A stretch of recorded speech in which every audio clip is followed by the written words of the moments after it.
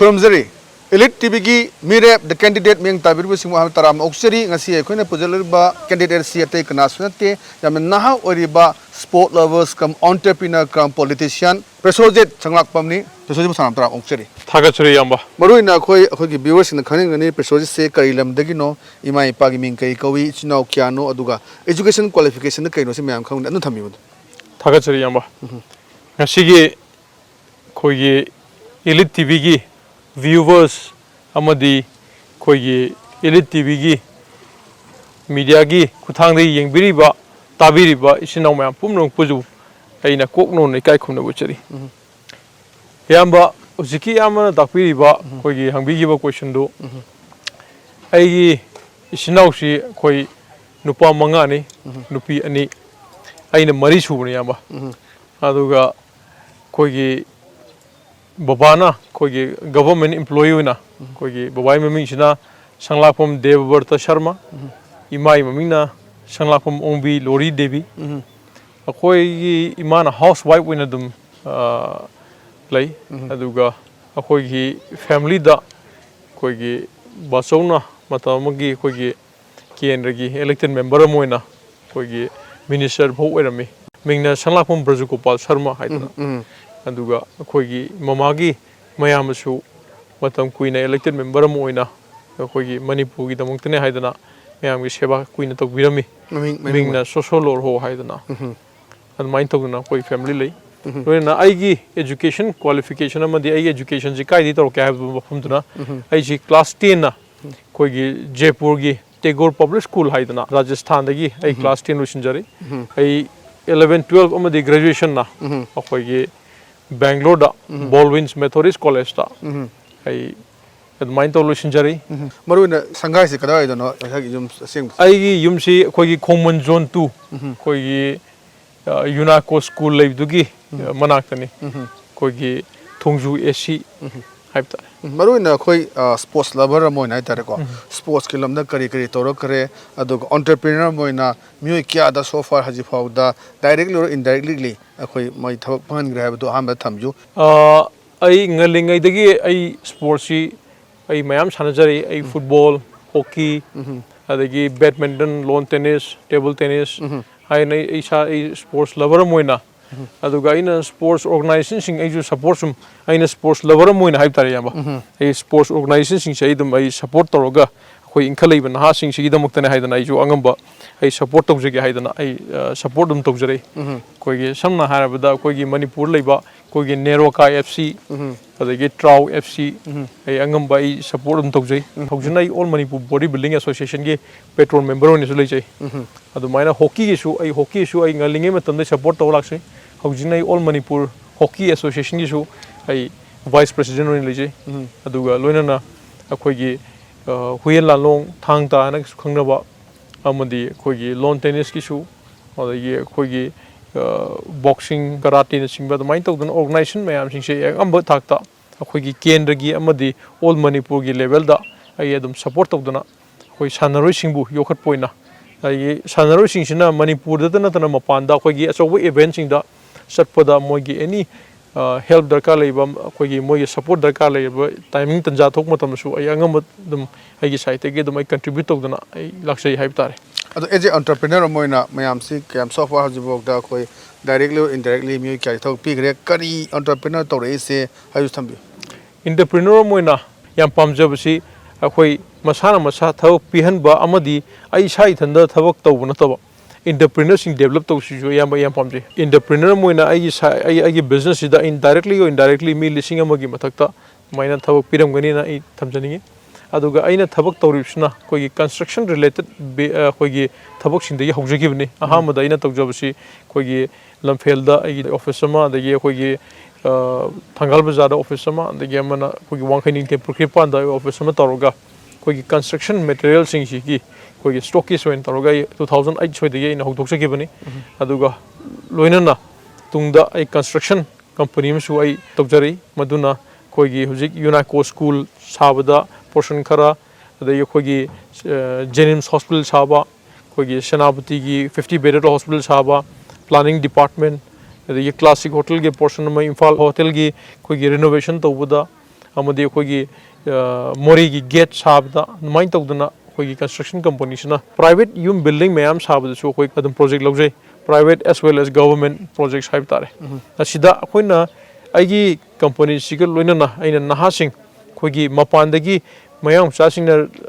rang sangba pipe fitting tawba sigi singsi su akhoi na maitai mcha singsina mahut silhanna bai haidana akhoi gi maitai mcha singsida tiles na par rang sangba pipe fitting tawba aluminum thong thonok sanba fall ceiling tawba si 2008 gi hona koina free training tawga hamba batch se koina guwahati daga thajai masigi fully sponsored je koi company naga tawjaraga moina thola matungda training lor matungda masigi moida equipment ga se koina zero interest koina loan ga pijaraga hay moina paisa su moina tala matungda koina recover ga tawraga damain tawdana naha singsi koina business sida moi masasu entrepreneur moina develop tawna bo hanabda koi angamba tawdang loroga honaji haib tare hojikti ai construction dana tanai health care da su ai education da su ai business se kar expand tawjare haib tare okay yam ba tawbire hazila sene se maru na khoi politics ta changning ise kari manam de chang bano sada kari thok khibno atraga miyam gi seba tawge na changla khibra kamai to na politics chang ba thami politics ki si yamba akoi family background si mayam gi seba tawgi legacy madum lerakpa masigi pochi aingona sudum naha ori ngai matam de ngasai mamang da panjagi ba ina college life ta ina Bangalore da koigi Bangalore Manipur Student Association gi koigi supporter amoina ai angam thakta ai aina sahi 35 subde hongna hai tare koigi angang sing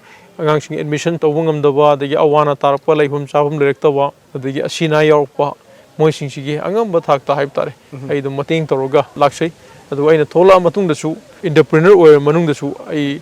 angam ba ai business gi portion khara khaidok charaga aina bo lep to tongan ma phom moiraga akoi kendra dana dana atoba jaga da su anaba leiba awaba leiba all age home leiba children home leiba sing da su angamba even matamagi June 18 da makhong keno to ba shokhiba khoigi ima Rebecca haidana ma leibham leiti haidana magi last moment da leibham ga sinjagi dana main to dana madu khoigi media house na mayam na ga ai jaga da lakpidana interview ga to dana main to dana Manipur gi any thogdok wathok adagi awana ta matamda adum ai contribute tawduna laksai haib tare aduna handak si ishona sanbi ba haigadra natraga miyam nuksi ba haigadra angonda bo lepa yabagi tanjama angonda handak lakwa sida koi kendra gi political environment si yam se haikanda mayam na changes ama pangupa masida masigi change gi asoba thogdang si ahoi ahalaman amadi koi gi laiba political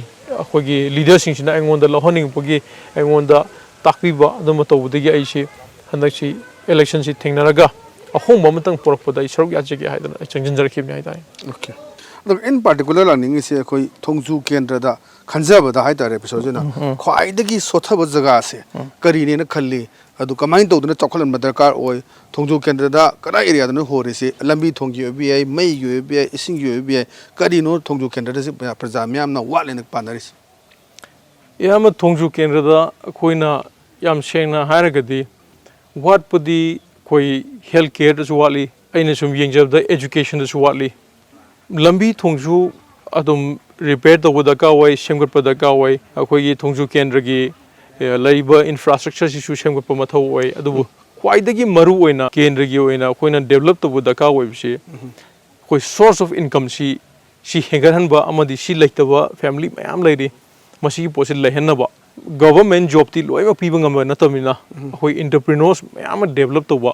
ai wakhanda ya maru oina khanjai aduna hoi Thongju kendra gi di hai hoina mai pa kanda ai gi first main priority aina thamjaging khanjai si entrepreneur develop to ba aduga job seeker sing si job provider job creator onthoga Thongju kendra sida homba ma porak na honab sai ya amba main priority way priority di laini aduga khara in depth hoina haidare ko in depth hoina Thongju kendra da ji wari se lambi thong nungai bra of course ising nungai bra mai nungai bra hojik lai posida ising gi awabagi asoba problem ayam lairi irrigation totally hojik wana dana maram warga handak ising phangdabagi pen pump mayama koi support system moina pump mayama generator mayama piri pipe mayama supply koi na social worker moina koi support tawna koi chen ising phangdab jaga da ising phangana honari adagi loina na mai su koi Thongju kendra da hojik mai su ꯃꯩ ꯂꯧꯁꯤꯟꯕ ꯉꯝꯗꯕ ꯏꯃꯨꯡꯁꯨ ꯌꯥꯎꯗꯕ ꯅꯠꯇꯦ ꯃꯁꯤꯁꯦ ꯃꯦꯟ ꯏꯁꯨꯕꯨꯗꯤ ꯉꯁꯥꯏ source of ꯏꯟꯀꯝꯗꯨꯁꯨ related ꯑꯣꯏꯔꯛꯄ ꯄꯣꯠ ꯑꯃ ꯑꯣꯏꯗꯣꯏꯅꯤ ꯌꯥꯝꯕ ꯑꯗꯨꯒ ꯂꯝꯕꯤ ꯊꯣꯡꯁꯨ ꯍꯧꯖꯤꯛ ꯂꯝꯕꯤ ꯅꯨꯡꯉꯥꯏꯇꯕ ꯖꯒꯥ ꯂꯝꯕꯤ ꯅꯨꯡꯉꯥꯏꯇꯕꯒꯤ ꯑꯆꯧꯕ ꯏꯁꯨꯁꯨ ꯑꯗꯨꯝ ꯍꯧꯖꯤꯛ ꯌꯥꯝ ꯆꯥꯎꯅ ꯂꯩꯔꯤ ꯍꯥꯏꯕ ꯇꯥꯔꯦ ꯑꯗꯨꯒ ꯈ꯭ꯋꯥꯏꯗꯒꯤ ꯃꯔꯨꯑꯣꯏꯅ ꯍꯧꯖꯤꯛꯀꯤ ꯑꯩꯈꯣꯏꯒꯤ ꯊꯛꯅꯕ ꯗ꯭ꯔꯤꯡꯀꯤꯡ ꯋꯥꯇꯔꯁꯤ ꯐꯪꯗꯕ ꯖꯒꯥ ꯑꯩꯈꯣꯏꯅ ꯍꯧꯖꯤꯛꯐꯥꯎ ꯑꯩꯈꯣꯏ ꯏꯁꯤꯡ ꯊꯛꯅꯕ ꯗ꯭ꯔꯤꯡꯀꯤꯡ ꯋꯥꯇꯔ ꯂꯥꯏꯟꯁꯤ ꯌꯧꯔꯛꯇꯦ ꯍꯥꯏꯕꯁꯦ ꯑꯗꯨꯝꯕ ꯐꯦꯃꯤꯂꯤ ꯃꯌꯥꯝ ꯑꯃ ꯍꯧꯖꯤꯛ ꯊꯣꯡꯖꯨ ꯀꯦꯟꯗ꯭ꯔꯗ ꯃꯌꯥꯝꯅ ꯍꯧꯖꯤꯛ ꯎꯕꯤꯔꯤ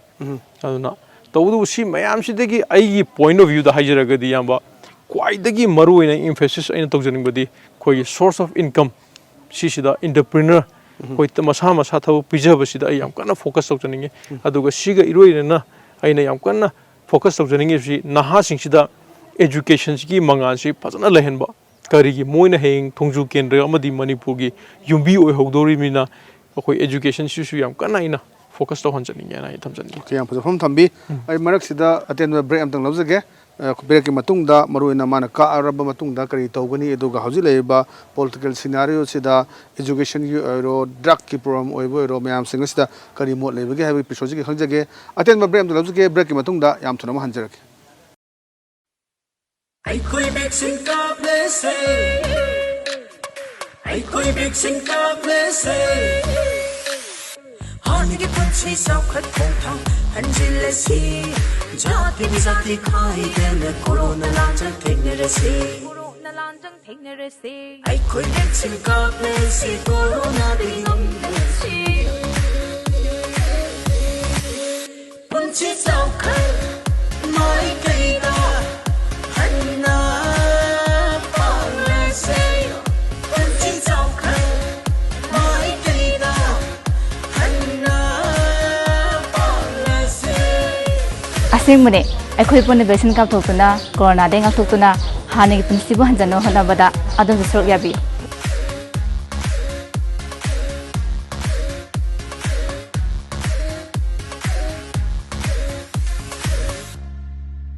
तामो कहीं लोसंद्रिबो अस खरंगना चसेना हारगो कहीं नोइसिबो कइसे पिनाइसिबो हेमा कोविड की वैक्सीन कापथोसेना ngana दु फजना हाइनै दुदि आई हक्सांग कइसे तौदे आई कापोय नते हक्सांग कइसे तौदबो इंगोनि दा कापा कइ कादनो आई कापो हाइसिने तामो नारक्ट्रिङाइ दना इसाना हाने सेक्सल होबना फत्रो कापथोकपना फत्तब्राबा हो यारे सेक्सन बना दुम कापरो आई कापोय अस खंगद्रेदा कमाय ngana दुनो खंगद्रे आई फारे अदुदे आई चलुखिगे पुंगो मामाइ दा कापुगे को पापागा लेरमो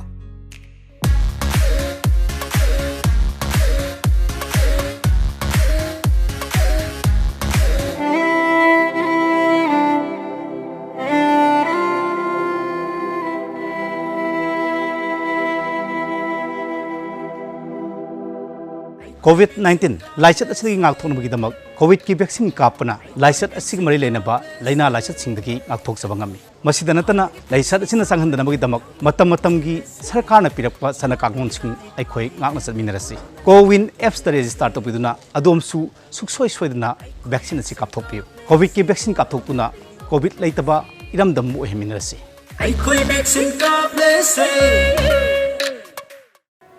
ब्रेक मतुंगदा मैम तरा नोक्सरी अइना जी प्रेसोदा लासेनिक से रेप्स मरुइना खोइ थोंजु केंद्रदा मिरेप ओइना थेंगनगदोरि सिदा जी जी सिटिंग को मिनिस्टर अमा लैरे सेम टाइम जिला परिषद अमा लैरे को यामना हाइतारे याम कनबल लंबाने तोंदुसि कमाइ थेंगनगदोरि प्रेसोज के मोथम ꯑꯩꯗꯤ ꯍꯟꯗꯛꯀꯤ ꯏꯂꯦꯛꯁꯟꯁꯤ ꯌꯥꯝ ꯀꯟꯅ ꯂꯨꯗꯦꯅ ꯊꯝꯖꯅꯤꯡꯉꯤ ꯃꯗꯨꯗꯤ ꯍꯧꯖꯤꯛꯀꯤ ꯏꯌꯥꯝꯕꯅ ꯇꯥꯛꯄꯤꯔꯤꯕ ꯑꯩꯈꯣꯏꯒꯤ ꯃꯤꯅꯤꯁꯇꯔ ꯑꯃꯗꯤ ꯖꯤꯂꯥ ꯄꯔꯤꯁꯠ ꯑꯩꯈꯣꯏ ꯑꯅꯤꯃꯛꯁꯤ ꯊꯣꯡꯖꯨ ꯀꯦꯟꯗ꯭ꯔꯒꯤ ꯃꯤꯌꯥꯝꯅ ꯑꯅꯤꯃꯛꯁꯤ ꯌꯥꯗ꯭ꯔꯦ ꯍꯥꯏꯗꯅ ꯌꯥꯅꯤꯡꯗꯕ ꯐꯣꯡꯗꯣꯛꯇꯨꯅ ꯍꯧꯖꯤꯛ ꯃꯣꯏ ꯑꯅꯤꯃꯛꯀꯤ ꯌꯥꯝ ꯆꯥꯎꯕ ꯑꯦꯟꯇꯤ ꯏꯟꯀꯝꯕꯦꯟꯁꯤ ꯐꯦꯛꯇꯔ ꯂꯩꯔꯕ ꯍꯧꯖꯤꯛꯀꯤ ꯃꯤꯅꯤꯁꯇꯔꯒꯤꯅ मासी मियामगा समनदबा मियामगा याम कन्ना तोला तिनदबा मियामगे मिहुतकी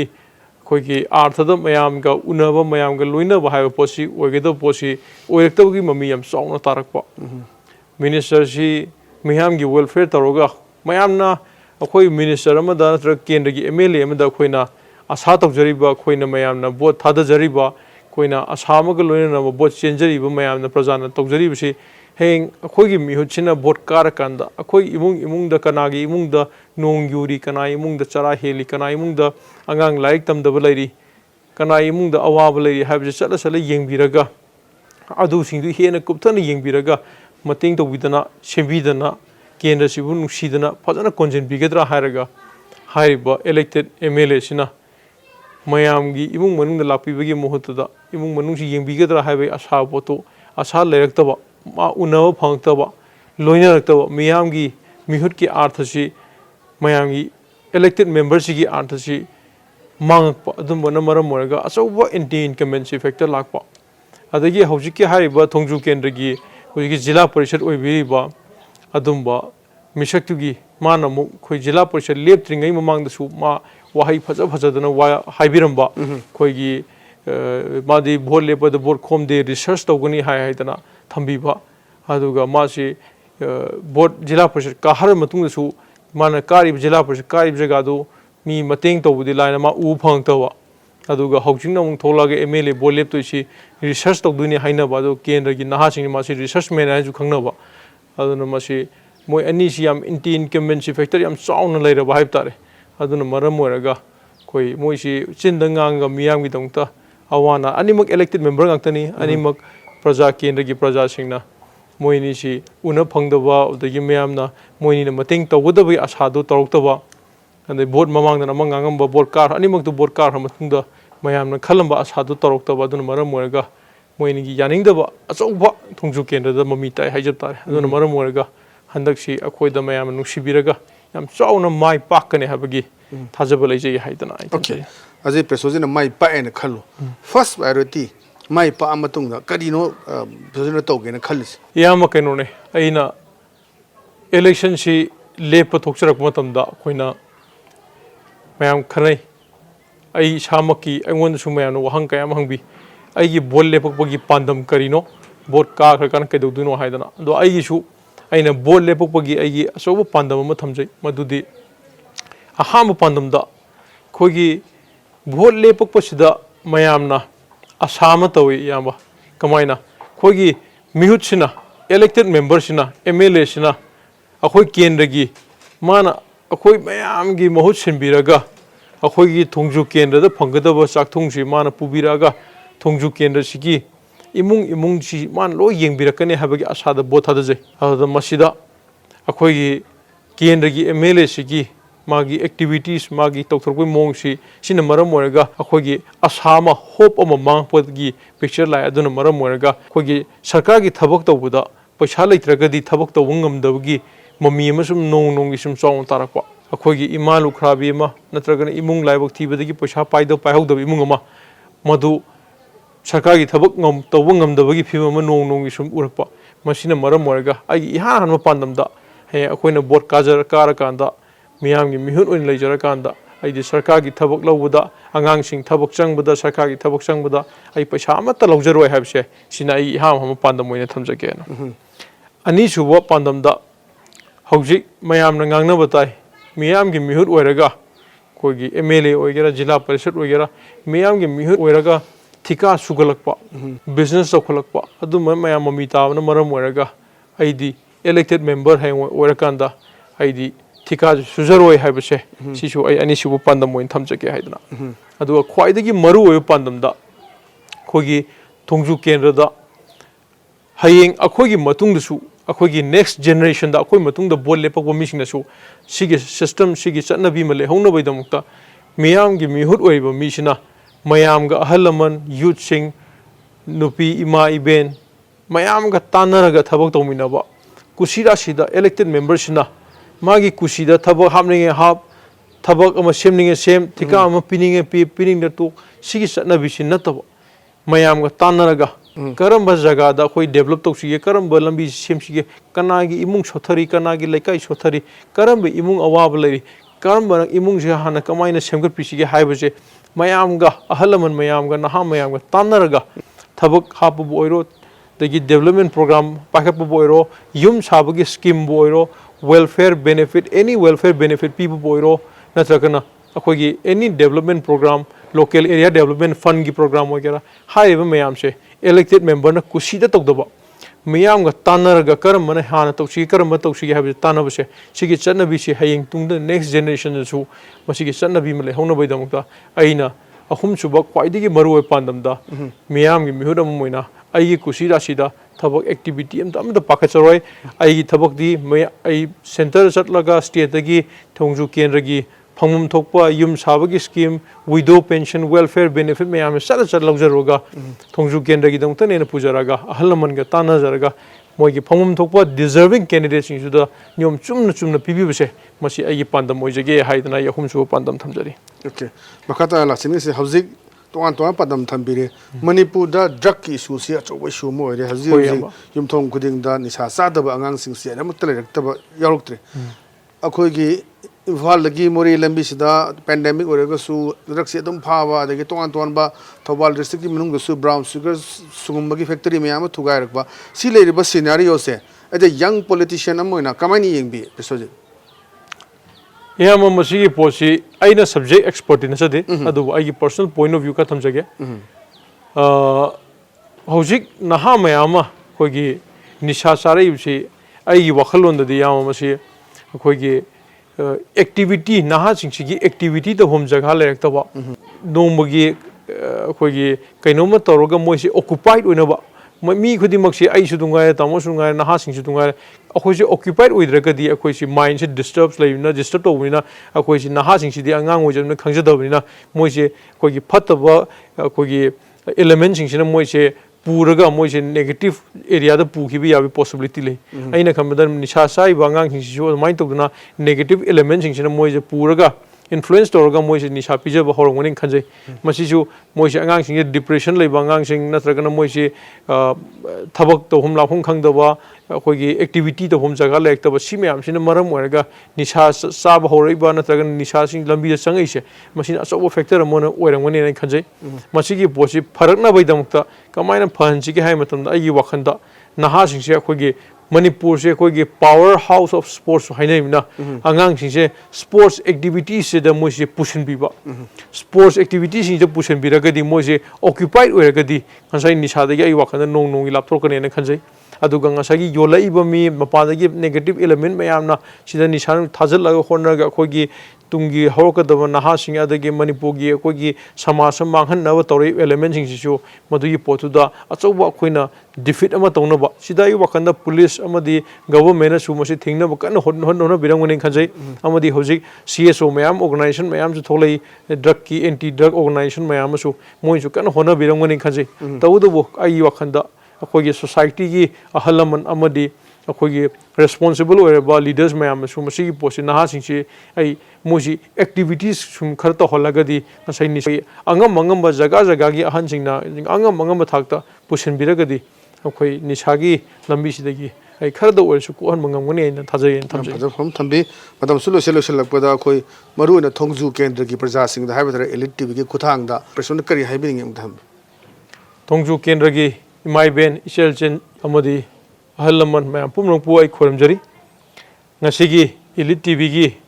media gi kuthang da gi aina thamjaning si khoi gi Thongju kendra si ahong bama porna bo hona minarasi tungi khoi gi asamo ina tungi horiba naha singi da mukta khallaga koi Thongju kendra si amtang ahong porna bo hona minabda imai ben ahalamana bo bibiraga nasa aina nanaw aina amtang mayam gi seba to bangam hanbiwana thamjaning loinana horiba angang sing da su naha sing da su aina maroin thamjaning sidi akoi naha mayam changaga akoi dagi kitang less privilege hoiba akoi dagi kitang daw ya hogdraba isinaw singi da mukta akoi na hingbase akoi gi ithone habase masi si thamjaraga ngasi mayam bu ai khoiramjari ngasi gidi adugumba ELITETV gi Meerep the candidate matanga so election jare mathangi episode da tongan ba nahawri ba inkhal ba candidate mu uraga makhoi kari gi politics changai ba anoba change ma purak pa mi bra haim sing madu thamjage ngasi gidi kaine na be thangni jari